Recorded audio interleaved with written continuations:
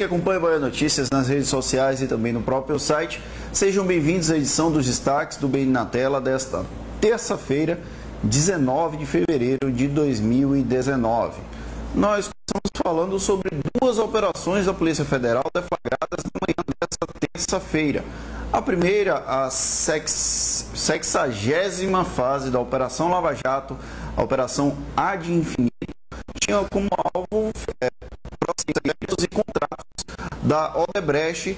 E aí, ao longo do dia, logo depois que a operação foi deflagrada, surgiram as confirmações de que o Paulo Vieira de Souza, mais conhecido como Paulo Preto, considerado o operador do PSDB, foi preso nessa fase da Operação Lava Jato.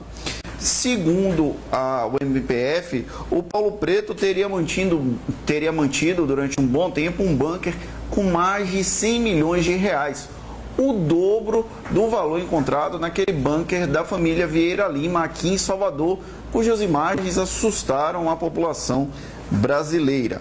A operação foi deflagrada no Paraná, pela Polícia Federal do Paraná, pela Lava Jato de Curitiba, para evitar um novo habeas corpus emitido pelo ministro do Supremo Tribunal Federal, Gilmar Mendes.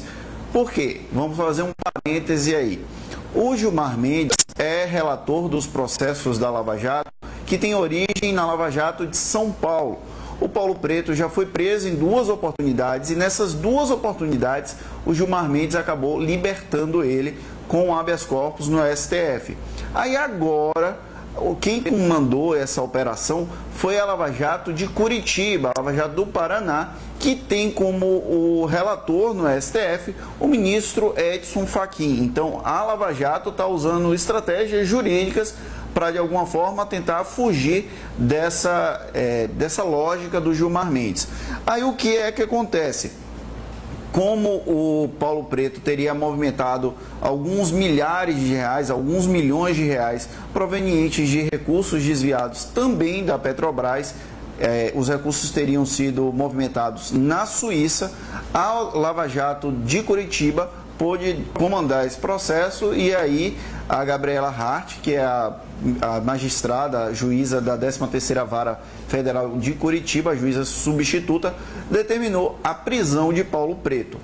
Além dele, o ex-senador do PSDB, Aloysio Nunes, que foi ministro das Relações Exteriores no governo de Michel Temer, também foi alvo, mas não de mandados de prisão, foi alvo de mandatos de busca e apreensão, endereços ligados ao Aloysio Nunes, que teria, inclusive, um cartão de crédito bancado pelo Paulo Preto.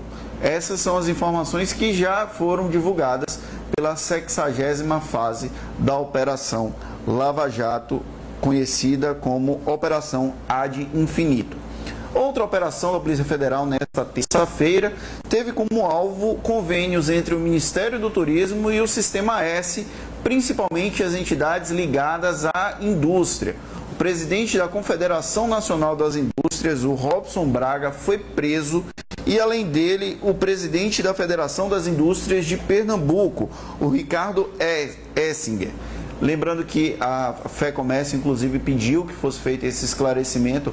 O Sistema S engloba SESI, SENAI, SESC e SENAC. Só que esse convênio específico é referente ao SESI e ao SENAI, que é ligado ao Sistema S da indústria.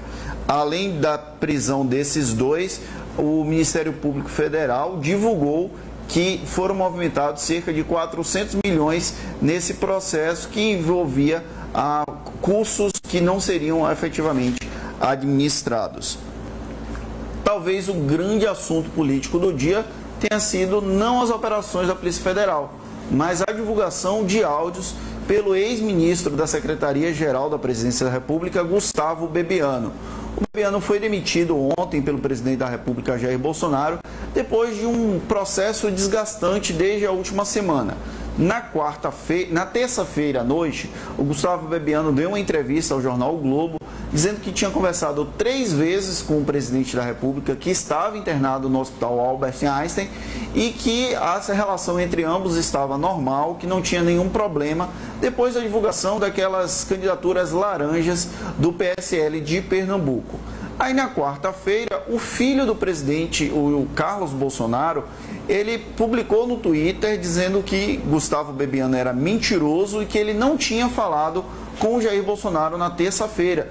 O Carlos disse que ficou 24 horas com o pai e que Bolsonaro não tinha falado com o Bebiano. O Jair Bolsonaro endossou através das redes sociais e em uma entrevista concedida à Rede Record, dizendo que não tinha falado com o Gustavo Bebiano no dia anterior. De terça e quarta-feira da semana passada até ontem, esse processo foi se desgastando e aí, depois da demissão, o Gustavo Bebiano decidiu divulgar os áudios em que ele confirma que conversou com o Jair Bolsonaro, inclusive por mensagens de voz e de texto, deixando a presidência da República numa situação, no mínimo, constrangedora.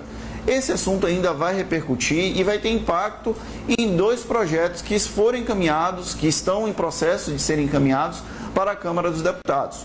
Hoje, o ministro da Justiça e Segurança Pública, Sérgio Moro, apresentou o pacote de medidas anticrime na Câmara dos Deputados. Isso, inclusive, acabou ficando em segundo plano depois da divulgação dos áudios de Gustavo Bebiano. E está programado para esta quarta-feira a apresentação do projeto da reforma da Previdência, que deve ser levado à Câmara dos Deputados pelo próprio presidente da República, Jair Bolsonaro. Outro destaque desta terça-feira, vai mais no sentido de serviço público, de prestação de serviços. A Transalvador divulgou nesta terça-feira que a Zona Azul Digital vai sofrer duas modificações que interessam diretamente a população que usa esse serviço. A partir do mês de fevereiro, as empresas que oferecem o Zona Azul Digital, tem mais de uma cadastrada aqui na capital baiana, podem oferecer o serviço de renovação para períodos de curta duração. Então, quem estacionar numa área de Zona Azul por 2 horas pode renovar por mais 2 através do aplicativo. Além disso, a Transalvador autorizou que a pessoa programe o Zona Azul. Porque o que tem acontecido? Algumas pessoas em Salvador, elas vão para a Zona Azul, principalmente para a região da Orla, antes das 7 da manhã, que é quando começa a contar a Zona Azul. E aí, quando começa a contar, a Transalvador pode multar. Com essa modificação no aplicativo, agora a renovação pode ser feita, a reserva pode ser feita anteriormente, então os usuários não serão multados se chegarem antes de 7 da manhã ou antes do horário em que a Zona Azul é iniciada naquela região da cidade. O último destaque desta terça-feira vai para a comemoração dos 30 anos do título nacional do Esporte Clube Bahia. Hoje, o presidente do Esporte Clube Bahia, Guilherme Bellintani, apresentou o projeto do museu do clube que vai funcionar na Arena Fonte Nova. As obras vão começar somente em agosto, depois da Copa América, que vai ser realizada aqui em Salvador, na própria Arena Fonte Nova.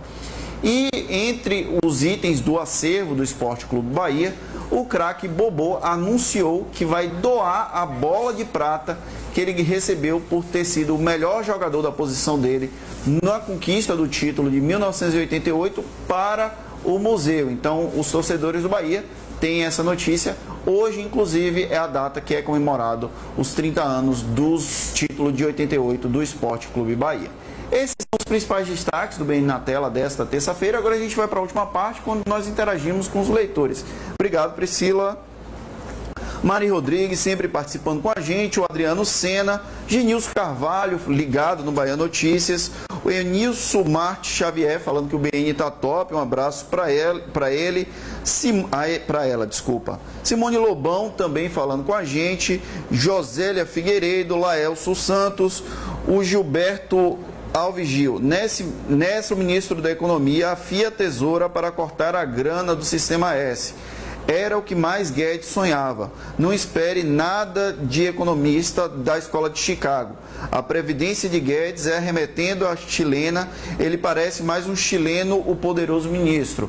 O Gilberto Alves Gil fazendo críticas aí ao ministro da Economia, o Paulo Guedes. O Marco Sá falando que o presidente e o filho contra o ministro, ficou esse desgaste. A Dinalva Ferreira falando que, dando boa noite, dizendo que está sumida, mas ela que sempre participa com a gente. Um beijo para a Dinalva, que fala com a gente direto de Roma. O Marcos Sá falando que o Bahia está na hora de pensar em títulos nacionais, já que tem 2 títulos, o de 57 e o de 88. Provavelmente o Marcos é torcedor do Esporte Clube Bahia. E a Cláudia Barbosa manda um abraço para todos aqui na Bahia. O Bem na Tela volta amanhã às 18 horas com as principais informações do dia, mas se você quiser saber tudo o que acontece em Salvador, na Bahia, no Brasil e no mundo, não deixe de acessar bahianoticias.com.br. Um abraço e até amanhã.